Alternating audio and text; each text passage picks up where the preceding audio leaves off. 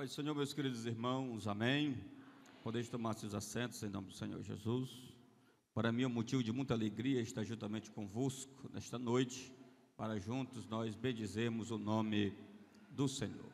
Quero louvar a Deus pela vida do pastor Antônio Filho, o pastor desta área, e nossa querida irmã missionária, irmã Miriam. Que Deus continue prosperando cada vez mais os seus ministérios para o louvor da glória do Senhor. Parabenizar essa linda igreja por essa linda festa, em nome do Senhor Jesus. Louvar a Deus pela vida dos obreiros. E nós vamos estar fazendo a leitura da palavra de Deus. Convido aqui a igreja a abrir a sua Bíblia, Salmo 51. E o verso primeiro, estaremos lendo alguns versos.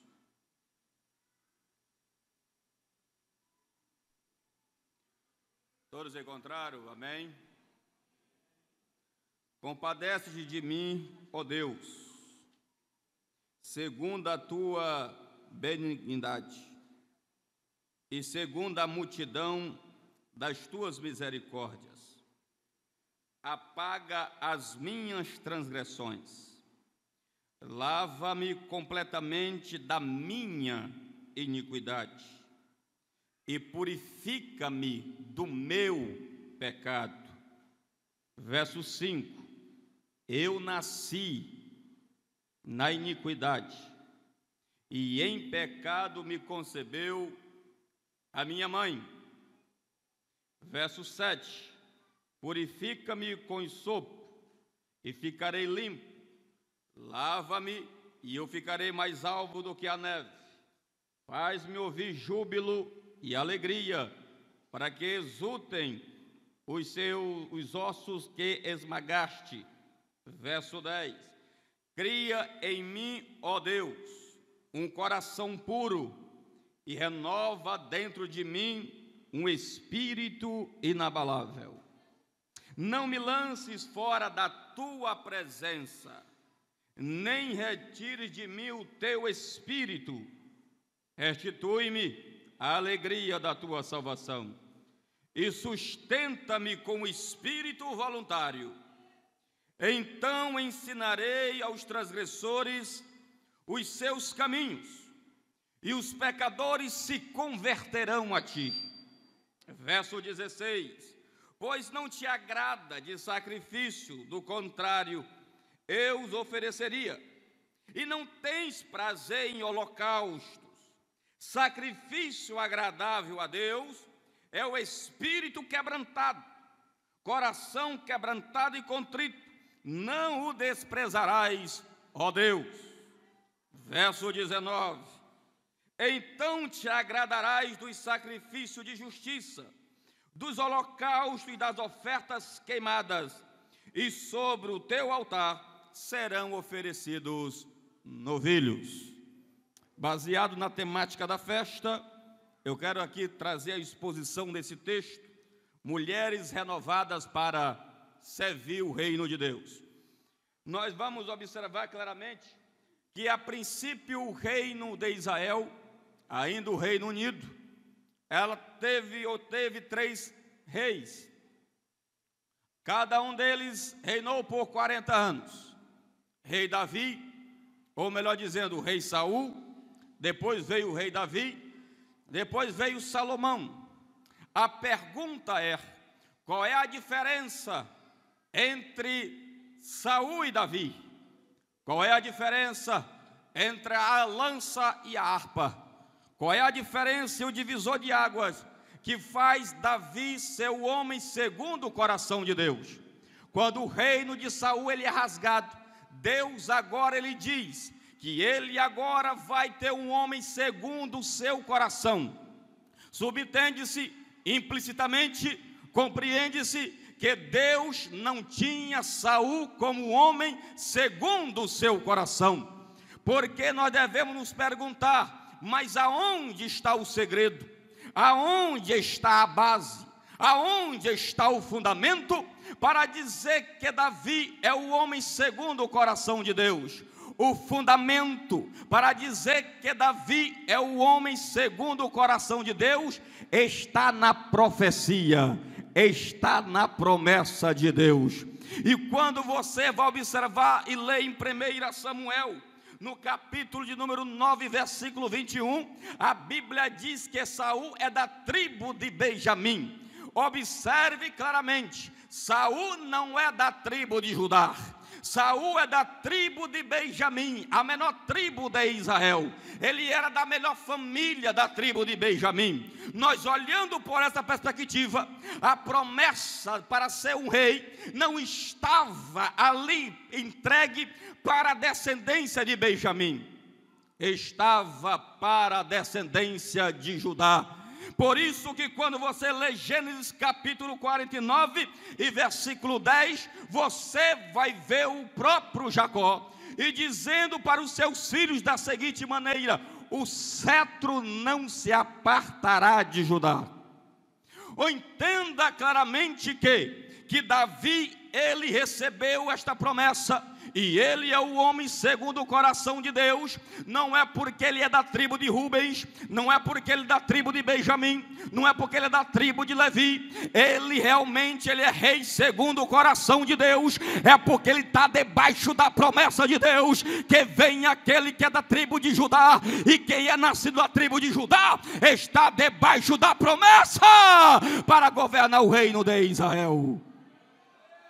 Olha o que é interessante, irmãos. Se você observar, Saul reinou apenas por 40 anos. O homem segundo o coração dos homens, ele não permanece para sempre. O reino dele é frustrado, o reino dele é fracassado, o reino dele não prospera, o reino dele não tem dinastia. Observe que quando Saul morre, quem assume o trono não é Jonathan, quem assume o trono exatamente é aquele que viria segundo o coração de Deus. E quem está debaixo da promessa, o governo é eterno, o cetro é eterno, o trono é eterno. Aqui nós aprendemos uma coisa e uma lição de moral para nós. Muitos podem até esconder você detrás da malhada, muitos podem colocar você dentro da cisterna, mas quem está debaixo da promessa, o Senhor vai dar vitória e vai levantar a cabeça. E só quem crê debaixo da promessa, só quem crê na palavra de Deus. Nós olhando por esse aspecto, Davi, quando ele assume o trono, Davi ele começa a reinar com perfeição, mas não demora muito, Davi começa a falhar. E Davi falha pesado. Deus havia dado uma lei, e Deus deu lei para a nação de Israel. Essa lei ela divide em 3 tópicos: lei cerimonial, lei civil e lei moral. Deus havia dito claramente para construir Israel, ele deu a lei civil para fazer a nação de Israel de uma nação e de um estado. Quando você vai observar, ele também deu a lei cerimonial, é o calendário judaico, é guardar o sábado, é a circuncisão, é as festas judaicas, é os sacrifícios levíticos, tudo apontava para Cristo. Isso é lei cerimonial, mas nós temos a lei moral. A lei moral é o amor vertical e o amor horizontal. Quando você vê o cabeçalho da lei, Deus vai dizer e vai proibir todo tipo de sacrifício a ídolos. Ele não vai permitir construção de imagem de escultura, porque ele vai querer ser adorado exclusivamente. A lei aponta para amar a Deus com toda a tua força, com todo o teu entendimento e com toda a tua alma. Mas a lei também, ela aponta do amor para com o próximo. Por isso que perguntaram a Jesus: a lei se resume em quê? Amar a Deus e amar o próximo. A lei moral diz: não adulterarás, não furtarás, não cobiçarás a mulher do próximo. Ou seja, a lei está mostrando sempre para nunca ferir o próximo. Por isso que Davi, ele vai violar 2 mandamentos. E os mandamentos que Davi vai violar: o primeiro, ele vai cobiçar a mulher do próximo. Ele vai desonrar Urias. Ele vai desconsiderar Urias. Por isso que ele vai ferir o próximo. Depois ele se deita com Betseba. Quando você vai observar, ele vai violar um outro mandamento: não matarás. Ele planeja, ele arquiteta a morte de Urias. Por isso, a coisa nós devemos aprender: mesmo depois de Urias estar morto, e mesmo depois de Davi estando casado com Betseba, Deus nunca considerou Betseba esposa de Davi.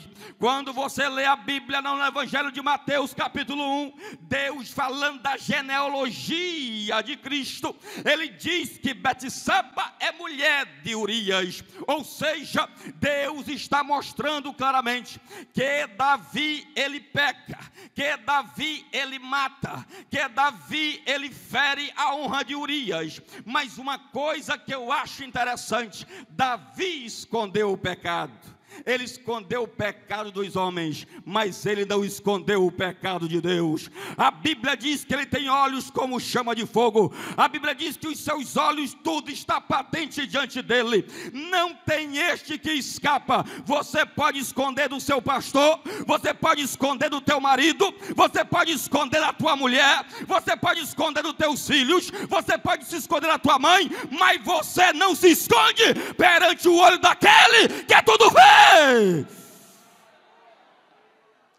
Nada escapa dos olhos daquele que tudo vê. Nada. Nada. Se você ir para o céu, lá ele está. Se você vir para a terra, aqui ele está. Se você entrar debaixo da terra, lá ele está. Se você for para as profundezas do oceano, lá ele está. Nada escapa dos olhos de Deus. E a Bíblia diz que os olhos dele procuram os fiéis da terra. E eu tenho certeza nesta noite que os olhos dele estão parados sobre esta igreja, porque ele encontrou os fiéis da terra. Só quem é fiel aí levante a mão e adore a Jesus.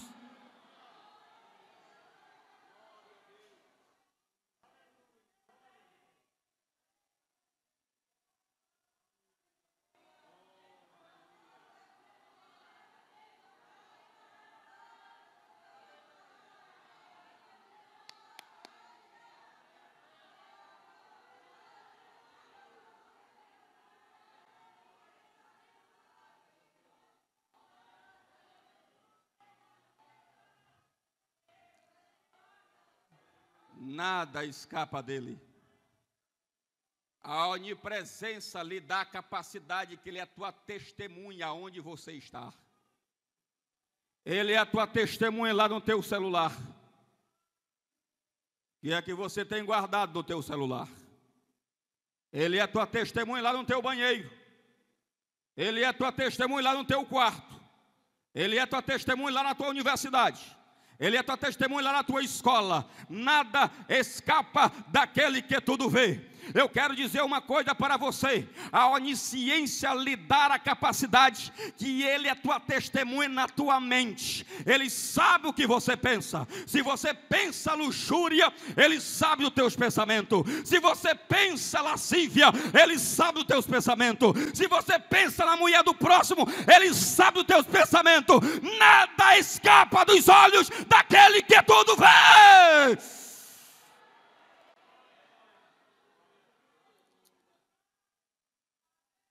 Quem olha não é o sistema.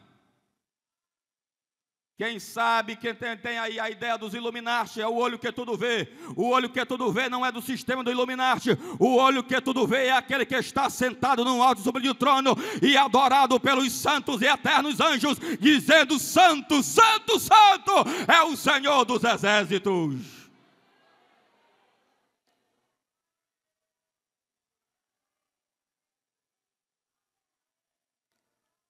Meus queridos, o que eu acho interessante é quando nós vamos adentrar no texto, que depois que Davi tem o profeta Natã, Deus manda o profeta. Ele diz: Davi, você pecou. Você é o homem que matou a ovelhinha. Foi tu que mataste Urias. Foi você que se deitou com a mulher de Urias. Davi treme. E Davi agora, para continuar sendo usado nas mãos de Deus e no reino, ele precisa clamar pela misericórdia. Misericórdia. Ele precisa ser alcançado pela graça. Mas para ele ser alcançado pela sua misericórdia, ou pela misericórdia de Deus, ele precisa reconhecer que ele é pecador. Leia comigo o texto. Olha o que diz a Bíblia. Ele vai dizer: minhas transgressões, minha iniquidade, meu pecado. Percebeu uma coisa? Meu, minha. Pronome possessivo. O que Davi está dizendo é o seguinte: Senhor, a culpa não é de Betseba, que ela estava banhando no pátio. Não, a culpa é minha, o pecado é meu.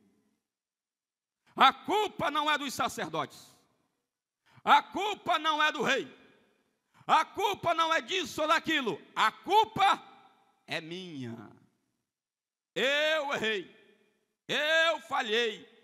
A iniquidade é minha. O pecado é meu. O que tem de pessoas e homens, quando trai a esposa, fica botando defeito na esposa. O que tem de mulher que trai o marido e fica botando culpa que o marido é isso, que o marido é aquilo. Mas se você quiser ser alcançado pela misericórdia, tem que assumir que o pecado é seu. Meu pecado, minha iniquidade, minhas transgressões. Davi, ele entende que ele também, por que eu me deitei com Betseba? Por que eu mandei matar Urias? Ele vai dizer: porque eu sou filho de Adão. Fui formado em iniquidade. E a minha mãe me concebeu em pecado. Eu não presto. Eu sou ruim. Eu não sou bom. E quando Davi, ele cai aos pés do Senhor, pedindo por arrependimento, a Bíblia diz que Deus abre os céus e perdoa Davi, e ele continua reinando e trabalhando na obra de Deus, e o nome do Senhor é glorificado. Primeiro, para fazer a obra, quem era nós? Na sarjeta, no pecado, na miséria, muitos na macumba, muitos na prostituição, muitos no pecado, mas você foi alcançado pela misericórdia de Deus. E quando você foi alcançado pela misericórdia de Deus, você foi purificado pelo sangue do Cordeiro. Agora vocês são mulheres e homens renovados para pregar o Evangelho, para louvar a Deus, para fazer a obra, expulsar demônios e o nome de Jesus ser adorado. Cadê aqueles que foram renovados, purificados e alcançados pela graça?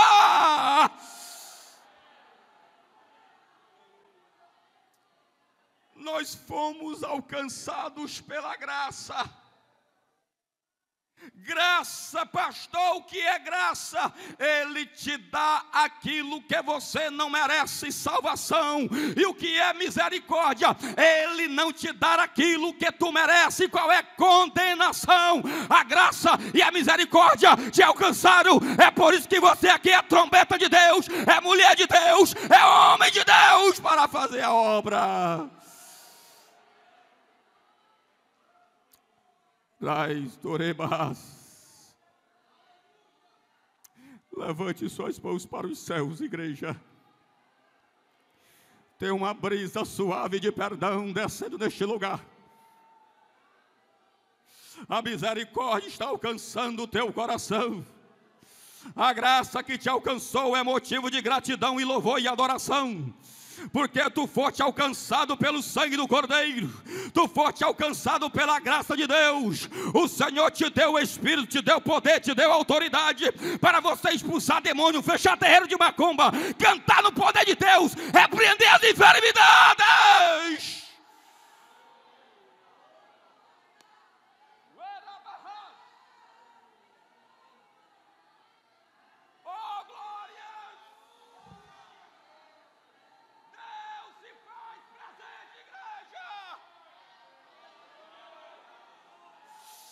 Fogo no altar, fogo na nave, fogo no altar, fogo na nave. Cadê a igreja cheia do Espírito? Cadê a igreja pentecostal? Cadê a igreja renovada? Cadê as mulheres cheias da glória?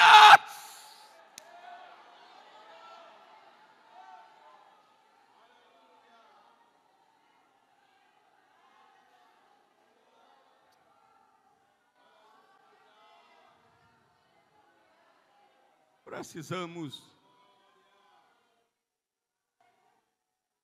Olha o que diz Davi: para servir o reino, precisamos ser cheia do Espírito, e ser cheio do Espírito Santo de Deus.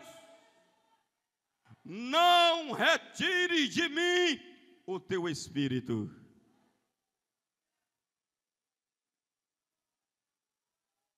Davi não estava preocupado com o trono.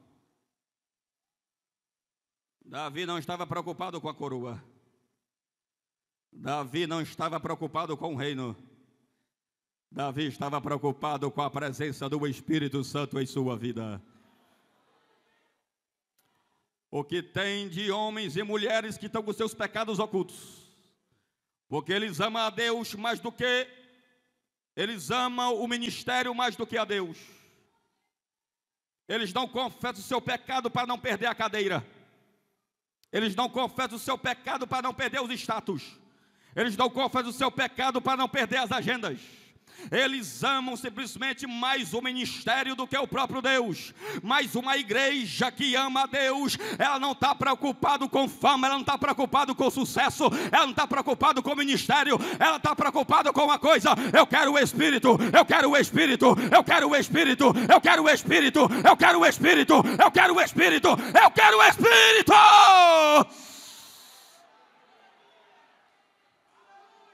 O Espírito, igreja. A igreja, para abalar o mundo, ela precisa do Espírito. A igreja brasileira nos últimos dias precisa se arrepender, porque para ter arrependimento vai haver avivamento, vai haver glória, vai haver batismo, vai haver poder no meio do povo. Arrependimento. Não é tempo de brigar por cadeira, não é tempo de brigar por fama, não é tempo de brigar por agenda, não é tempo de brigar por seguidores, não é tempo de brigar por uns inscritos. O tempo é nós buscar o poder do Espírito e Deus levantar uma igreja fervorosa e cheia da glória de Deus.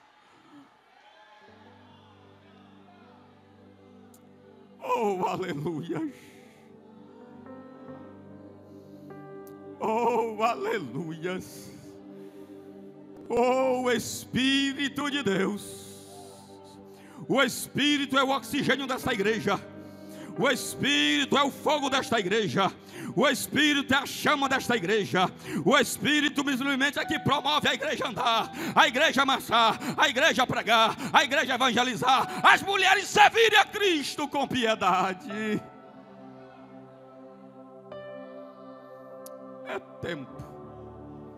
É tempo de buscar os dons espirituais. É tempo de buscar as línguas estranhas. É tempo de buscar o renovo do Espírito Santo. E Ele tem para dar. Ele nunca mudou. Quem muda é nós, Ele não muda. Mas Ele tem dons espirituais. E eu convoco você nesta noite para levantar as mãos, porque agora Ele vai começar a liberar dons espirituais sobre a tua vida. Ele vai te dar variedade de língua, Ele vai te dar poder, Ele vai te batizar com fogo, Ele vai te batizar com o Espírito. E para cantar a bandeira. A presença de Deus está neste lugar. Ele quer te usar, mulher. Ele quer te usar, mulher. Ele quer te usar, moça. Ele quer te usar, rapaz. Ele quer te usar, obreiros. A trombeta está tocando. A igreja que vai pregar o evangelho, a igreja do arrebatamento, é uma igreja cheia do poder, da glória de Deus. A Assembleia de Deus nasceu no fogo. A Assembleia de Deus, ela anda no fogo. A Assembleia de Deus vai subir no fogo, no fogo, no fogo. Eu convido a você nesta noite para encher esse ambiente de glória a Deus e aleluia, e encher esse ambiente de línguas estranhas. O Espírito de Deus está presente nesta noite.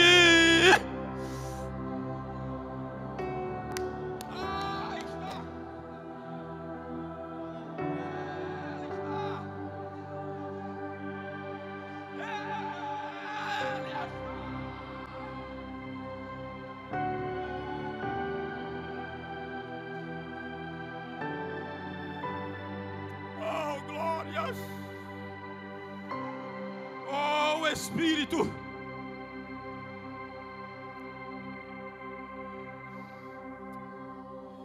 ...20 segundos de adoração, 20 segundos adorando. Eu vou te dar 20 segundos para você glorificar a Ele. Quando você vai adorando, Ele vai batizando. Quando você vai adorando, Ele vai te curando. Quando você vai adorando, Ele vai alcançando o teu filho. Quando você vai adorando, Ele vai alcançando o teu marido. Vai adorando, vai adorando, vai adorando, vai adorando, vai adorando. O Espírito de Deus paira no meio de vós. Ele paira no meio de vós. Oh, igreja. Oh, igreja. O teu Jesus está voltando, igreja. É tempo de nós buscar a presença do Espírito. Já tem crente sentindo o poder de Deus. Já tem crente chorando na presença de Deus. Deixa falarem, deixa perseguirem, deixa baterem, mas o Espírito Santo vem aqui com um bálsamo. Ele sara as tuas feridas, Ele unge a tua cabeça, Ele levanta a tua cabeça. Ai, ai, Padarabahas.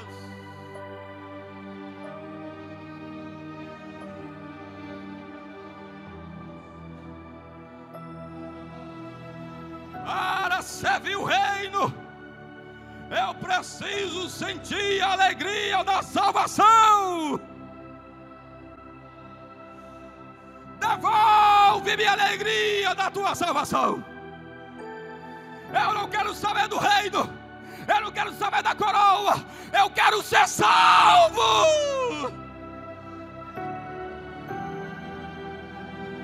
Não se empolgue porque pregue, não se empolgue porque canta bonito, não se empolgue porque expulsa o demônio, mas Jesus diz: alegrai-vos, alegrai-vos, alegrai-vos, alegrai-vos, alegrai-vos, o vosso nome está escrito no livro da vida.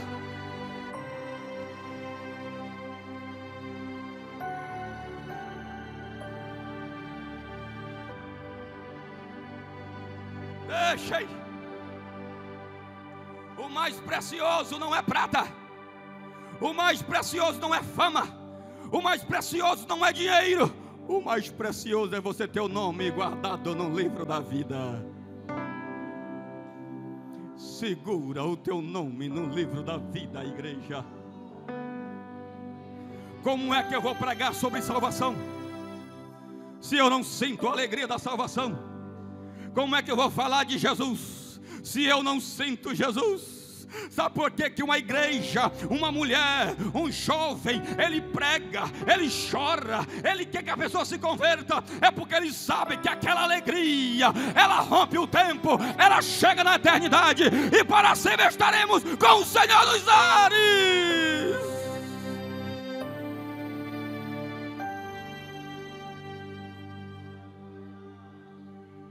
Por onde eu estou passando pregando no Maranhão, a gente observa a cada dia que a igreja nos últimos dias precisa sentir a alegria da salvação na alma. Se você não sentir a alegria da salvação, é a coisa mais preciosa que alguém possa ter. Olha o que disse Abacuque: ainda que a figueira não floresça, ainda que não haja vaca no curral, ainda que não tenha uma ovelhazinha, ainda que os campos não produzam mais mantimento, sabe o que ele está querendo dizer? A Babilônia pode vir, pode levar tudo, eu me alegrarei e exultarei o Deus da minha salvação. Eu não sou alegre, não é por causa da fama, eu não sou alegre, não é por causa do dinheiro, eu não sou alegre, não é por causa da conta bancária. Você, igreja, deve ser alegre, porque tu és salva, tu és salvo, tu és liberto, tu és purificado pelo sangue do Cordeiro.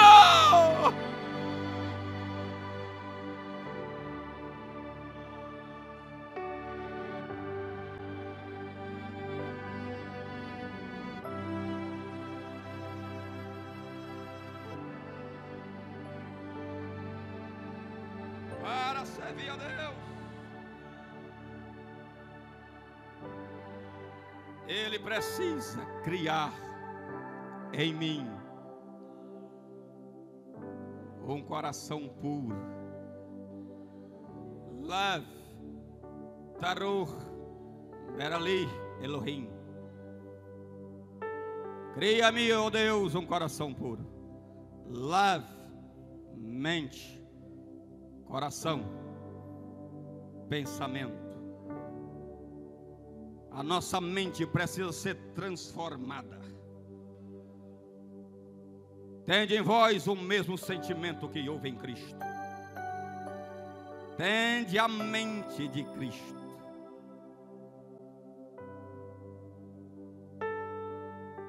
É a mente que é o campo de batalha.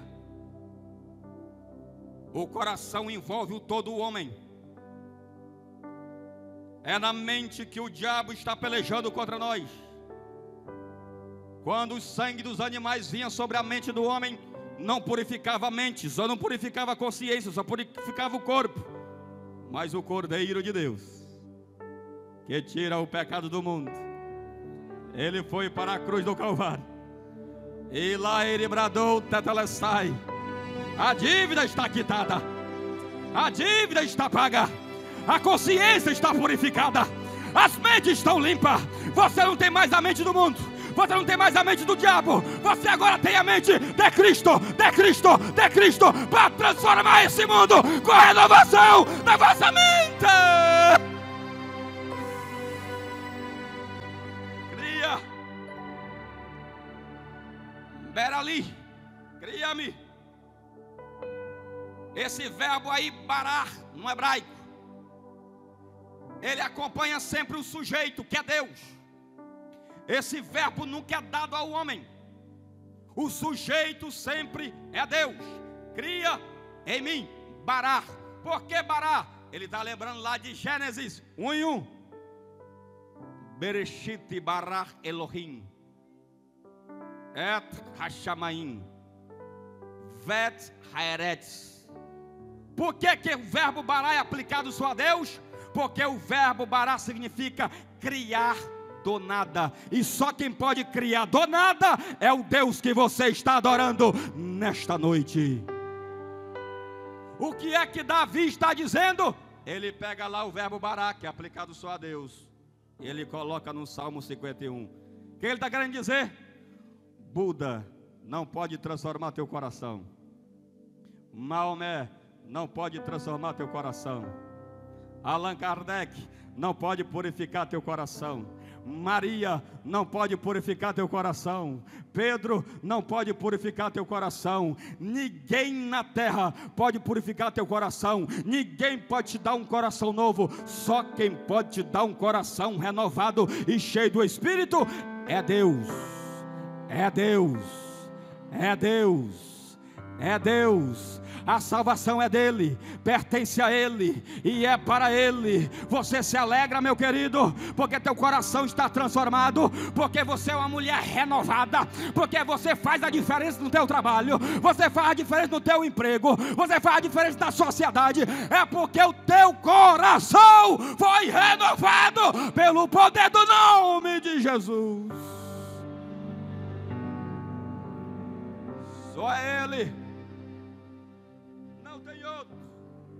Depois que Davi reconhece o seu pecado, ele é alcançado pela misericórdia, ele tem um coração transformado, e ele tem o Espírito Santo de Deus na vida, e ele tem a alegria da salvação. Aí ele vai dizer: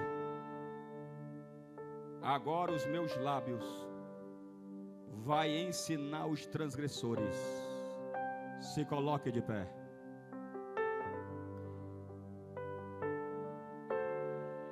Agora os meus lábios, agora os meus lábios. Sabe por que você tem autoridade para pregar o evangelho e servir o reino? Porque o teu coração está purificado, e daquilo que o coração é cheio, é aquilo que a boca vai proferir. Se você é cheio de Deus, você vai proferir Deus.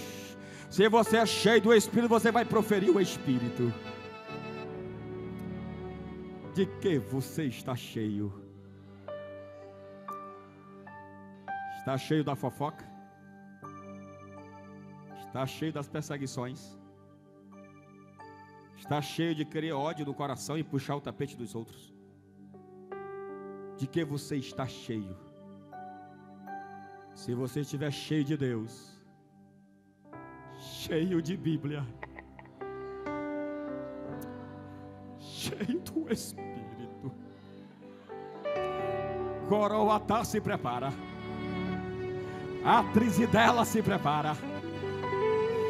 A partir de hoje essas mulheres vão sair daqui como bombas atômicas. São mulheres renovadas pela salvação de Cristo. Os hospitais se preparam, os presídios se preparam. Essas mulheres vão entrar cheias do Espírito, vai entrar nas ruas.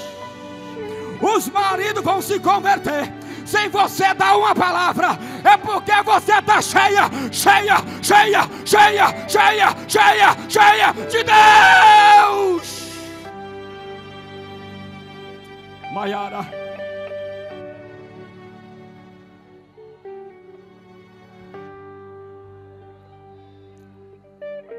nós vamos entender algo. Os meus lábios não vão apenas pregar, os meus lábios vão saber prestar um culto a Deus. Eu vou louvar a justiça de Deus, eu vou louvar a vontade de Deus. Você foi renovada. Deixa o diabo querer acusar, deixa o diabo querer apontar. Nenhuma condenação há para aqueles que estão em Cristo Jesus. Deixa ele falar, ele é mentiroso. Levante suas mãos para os céus, levante suas mãos para os céus. A igreja não vai decretar, a igreja tem certeza que já está decretado. O diabo já perdeu, o diabo já perdeu, o diabo está falido. A vitória é da igreja cheia de Deus.